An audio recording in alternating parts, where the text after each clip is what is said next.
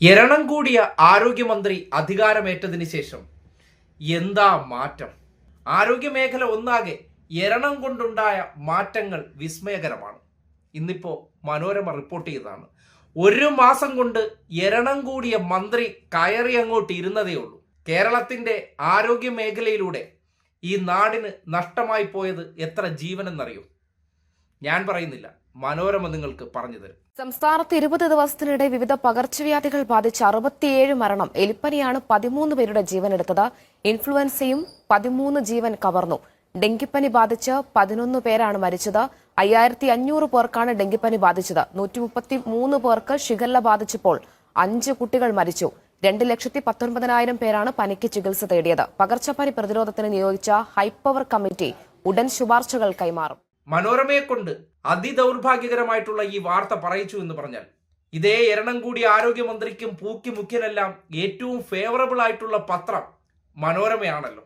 മനോരമ പറയുന്നത് മാത്രമാണ് ഈ നാട്ടിലെ സത്യങ്ങളും വിശ്വസിക്കേണ്ടതും തൊണ്ട തൊടാതെ വിഴുങ്ങേണ്ടതുമാണെന്നാണല്ലോ പറയുന്നത്. അപ്പോൾ അവർ തന്നെ പറയുകയാണ്, കേരളത്തിൽ ഒരു മാസത്തിനിടയിൽ പനി ബാധിച്ചു മരിച്ചവർ 67 പേർ. അതായത് 67 കുടുംബങ്ങളിലെ ഓരോ മനുഷ്യരെ പനി മൂലം നഷ്ടപ്പെട്ടിരിക്കുകയാണ്. എന്താ എരണം അല്ലേ? എരണമുള്ള ഈ സവർണ കുടുംബത്തിൽപ്പെട്ടവർ കസേരയിൽ വന്ന് ഇരുന്നു കഴിഞ്ഞാൽ പിന്നെ ഈ നാട് മുഴുവൻ ഐശ്വര്യവും സമ്പൽ സമൃദ്ധവുമാണ്. കണ്ടില്ലേ ഏതൊക്കെ ഐറ്റം അസുഖങ്ങളാണ് കഴിഞ്ഞ ഒരു മാസത്തിനിടയിൽ കേരളത്തിലേക്ക് വന്നതെന്ന് നോക്കിയേ. ഇന്നലകളിൽ ഇത്രയും തീവ്രമായി പനി പടർന്നു പിടിക്കാതിരിക്കാൻ ആരോഗ്യ മേഖലയ്ക്ക് ഒരു സിസ്റ്റം ഉണ്ടായിരുന്നു.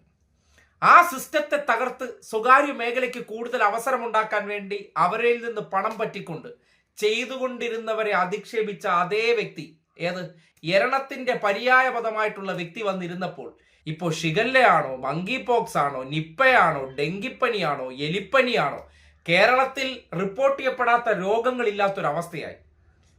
ഇത്രയും എരണം കെട്ട മനുഷ്യരൊന്നും ഇനി കേരളത്തിൽ ഉണ്ടാവല്ലേ എന്ന് പ്രാർത്ഥിച്ചു പോവുകയാണ്. കാര്യം എന്തോരം മനുഷ്യരാണ് ദുരിതത്തിലായിരിക്കുന്നത്. ഇപ്പോൾ തെരഞ്ഞെടുപ്പിന് തൊട്ട് മുന്നോടിയായിട്ട് തദ്ദേശ സ്വയംഭരണ തെരഞ്ഞെടുപ്പ് നടന്നിരുന്നു. അവിടെയും കോൺഗ്രസിന് വലിയ മുന്നേറ്റം ഉണ്ടാക്കാൻ പറ്റി. കാര്യം ഈ മതം പറഞ്ഞും ഒപ്പം തന്നെ വിശ്വാസികൾ എരണം കൂടിയവർ ഇവരാണല്ലോ വരേണ്ടത്. അങ്ങനെ തദ്ദേശ സ്ഥാപനങ്ങളിലും എരണം കൂടിയവരുടെ അനുയായികളെ എല്ലാം ജയിപ്പിച്ചു. എന്ത് സംഭവിച്ചു? ഒന്നിനും എന്ത് ചെയ്യണമെന്ന് അറിഞ്ഞൂടാ. അതുകൊണ്ട് ശുചീകരണ പ്രവർത്തനങ്ങളും മഴക്കാലപൂർവമായിട്ടുള്ള എല്ലാത്തരം പ്രവർത്തനങ്ങളും താളം തെറ്റി ഒന്നും നടന്നില്ല. ആര് ഫലം അനുഭവിക്കുന്നു? ഇന്നലകളിൽ ഇവർക്ക് വോട്ട് ചെയ്തു കൊടുത്ത പലരും ഇന്നിപ്പോ ആശുപത്രിയിൽ കട്ടിലില്ലാതെ തെക്ക് വടക്ക് നടക്കേണ്ട അവസ്ഥ. എരണം ഉണ്ടല്ലോ, അത് നമ്മൾ എരണത്തെ മാത്രം അതുകൊണ്ട് പരിഗണിച്ചാൽ മതി. വോട്ട് ചെയ്തവരെല്ലാം ആശുപത്രി കിടക്കയിലും അല്ലെങ്കിൽ നിങ്ങൾ ആശുപത്രികളിൽ പോയി ബുദ്ധിമുട്ടുമ്പോൾ വോട്ട് ചെയ്ത കാര്യത്തെ കൂടി ഒന്ന് ആലോചിക്കണം. കാര്യം എരണമുള്ളവർ വന്നു കഴിഞ്ഞാൽ പിന്നെ നിങ്ങൾക്ക് കിട്ടുന്ന സൗഭാഗ്യങ്ങൾ എന്താണെന്ന് അനുഭവിക്കുമ്പോഴേ നമുക്ക് ചിന്തിക്കാൻ പറ്റുള്ളൂ. കഴിവുകേടുകളാണെന്ന് ആവർത്തിച്ചു പറഞ്ഞു. എന്ത് ചെയ്യണം, എങ്ങനെ ചെയ്യണമെന്ന് അറിയില്ല. സ്വയം വലിയ വൈദ്യന്മാർ ചമഞ്ഞും ഡോക്ടറും ചമഞ്ഞ് നടക്കുന്നവരാണ്. 30 ഡിഗ്രി ചൂടിൽ കൊറോണ ഉടനടി ഇല്ലാതായി പോകുമെന്ന് പറഞ്ഞവരാണ്. നിപ്പ വരാൻ കാരണം ഈ നാട്ടിൽ എരണം കെട്ടവന്മാർ ഭരിക്കുന്നതിനാണ്. ഇപ്പോ എന്താണ് നിങ്ങൾക്ക് തോന്നുന്നത്? ആ വാചകം നിങ്ങൾ ഒരിക്കൽ കൂടി കേട്ടുകൊണ്ട് നിങ്ങൾ തന്നെ വിലയിരുത്തും. സംസ്ഥാനത്ത് 20 ദിവസത്തിനിടെ വിവിധ പകർച്ചവ്യാധികൾ ബാധിച്ച് 67 മരണം. എലിപ്പനിയാണ് 13 പേരുടെ ജീവനെടുത്തത്. ഇൻഫ്ലുവൻസയും 13 ജീവൻ കവർന്നു. ഡെങ്കിപ്പനി ബാധിച്ച് 11 പേരാണ് മരിച്ചത്. 5500 പേർക്കാണ് ഡെങ്കിപ്പനി ബാധിച്ചത്. 133 പേർക്ക് ഷിഗല്ല ബാധിച്ചപ്പോൾ 5 കുട്ടികൾ മരിച്ചു.